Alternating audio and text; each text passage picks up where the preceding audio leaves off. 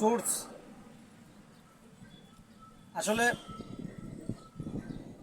পাড়ায় মহল্লা গ্রামে word union এবং শহর নগর বন্দরে বিভিন্ন জায়গায় প্রশাসনিক বিভিন্ন কর্মকর্তার এবং যারা সামরিক বাহিনী বলেন আধা সামরিক বাহিনী বলেন প্রত্যেকটা সেক্টরে কিছু স্বায়ত্তশাসিত এবং কিছু ব্যক্তি গোষ্ঠীর কাছে কিছু সোর্স থাকে যারা প্রশাসনকে সহযোগিতা করে। তারা কোনো সরকারি কোনো কর্মকর্তা নয়, তারা সমাজের বিভিন্ন শ্রেণীর মানুষ। আসলে আজকে আলোচনা করবো সোর্স কারা, সোর্স তাদের কাজ কি, সোর্স ছাড়া কি প্রশাসন চলতে পারে কিনা এবং সোর্সের কারণে কি কোনো সমাজে কোনো সমস্যা হচ্ছে কিনা সেই বিষয়ে আমি আলোচনা করব।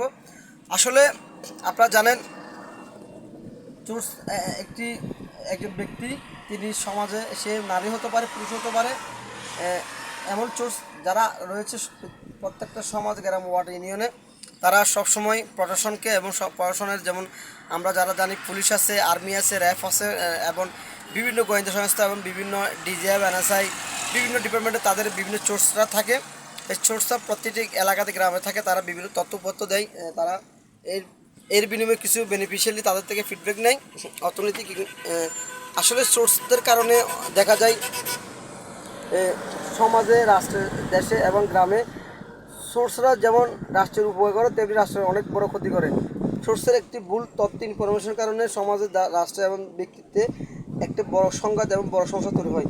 সোর্সরা আসলে তারা প্রকৃতপক্ষে সত্য তথ্যটা দিচ্ছে কিনা সেটিও একটি দেখার বিষয়। আসলে তার তথ্যের উপর ভিত্তি করে দেখা যায় প্রশাসন তারা বিভিন্ন অভিযানের নামে লাস্টে তারা এটা মিস্টেক হয়।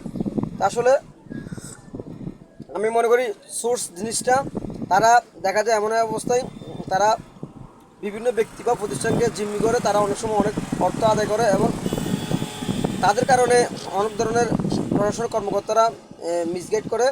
দিন শেষে সোর্সটা সে বেঁচে যায়, প্রশাসনিক ব্যক্তিবর্গ বা প্রতিষ্ঠান সে তারা ঝামেলা সৃষ্টি হয়। আপনারা জানেন বাংলাদেশের প্রতিটি জায়গায় বিভিন্ন মাদক বলেন, ড্রাগস বলেন, অথবা যে অবৈধ কর্মকাণ্ড এবং চোরাচালান অথবা যারা অপরাধী রয়েছে তাদেরকে শনাক্ত করেন, তাদেরকে ধরার জন্য সরকার বিভিন্নভাবে চিরুনি অভিযান চালায়। তার মধ্যে তারা সবসময় নির্ভরশীল করে সোর্সের মাধ্যমে, কারণ একজন সোর্স সে একজন সাধারণ মানুষ হিসেবে সে জীবনযাপন করে, বিভিন্ন পেশা সে নিয়োজিত, কিন্তু তাকে প্রশাসনিক কর্মকর্তারা এবং আইনশৃঙ্খলা বাহিনী তাকে তাদের সোর্স হিসেবে ইউজ করে। তারা বিভিন্ন তথ্যপত্র দেয় এবং দিন শেষে প্রশাসন থেকে তারা ফিডব্যাক নেয়। আসলে আমি মনে করি কমিউনিটি পুলিশ এবং সোর্স, গ্রাম পুলিশ প্রতিটা এলাকাতে ইউনিয়ন ওয়ার্ড কেন্দ্রিক চৌকিদার থাকে, তারা একটা সোর্স। যখন একজন থানা থেকে একজন অপরাধ ধরার জন্য যায়, তখন ওই এলাকার চেয়ারম্যান, মেম্বার এবং তাদেরকে অবগত করা হয় আপনার এলাকাতে এইরকম একজন ব্যক্তিবর্গ এই সমস্যার সম্মুখীন। অনেক সময় দেখা যায় সরকার থেকে বলে দেওয়া হয় ওই এলাকার মেম্বারে প্রশাসনকে সহযোগিতা করবে ওই অপারেটর ধরার জন্য। তখন মেম্বার সাহেব কী করে, চৌকিদারকে দায়িত্ব দেয় যে ওনার তথ্যপত্র এবং উনি কোথায় আছে, ওনার বাড়িঘর কোথায়, এটা যাতে উনি প্রশাসনকে সহযোগিতা করে। দিন শেষে উনি একজন চৌকিদার ওই পুলিশ কর্মকর্তাকে সহযোগিতা করতে যায়, দিন শেষে ওই ভিকটিমের কাছে সে নিয়ে অপরাধী হয়ে যায়। পরবর্তীতে ভিকটিম ওই চৌকিদারকে বিভিন্ন সময় অনেক ক্ষতির সম্মুখীন হতে হয়, কিন্তু ওই আসলে চৌকিদারটা রাষ্ট্রের উপকার করতে গিয়ে লাস্টে দিয়ে ওই ভিকটিমের কাছে উনি অপরাধী হয়ে যায়। তো আমি বলবো সরকার আমাদের দেশে, আপনারা জানেন ভারতে যে আরএসএস এবং ইরানে যেমন আইআরসিসি, প্রত্যেকটা দেশে একটি স্বায়ত্তশাসিত একটি গোষ্ঠী বা সংগঠন থাকা দরকার, যারা দেশের স্বাধীনতা সার্বভৌমত্ব রক্ষার্থে, দেশের শান্তি শৃঙ্খলা বজায় রাখতে একটি সরকারের ছায়া সরকার হিসাবে তারা সরকার একটা ব্যাটালিয়ন তৈরি করবে। সরকার না থাকা অবস্থায়ও, অত সরকার থাকা অবস্থায়ও তারা নিরপেক্ষভাবে স্বাধীন থাকবে, তারা সবসময় রাষ্ট্রের উপকারে, রাষ্ট্রের নিয়োজিত থাকবে এবং রাষ্ট্রের স্বার্থ সিদ্ধির জন্য তারা কাজ করে যাবে।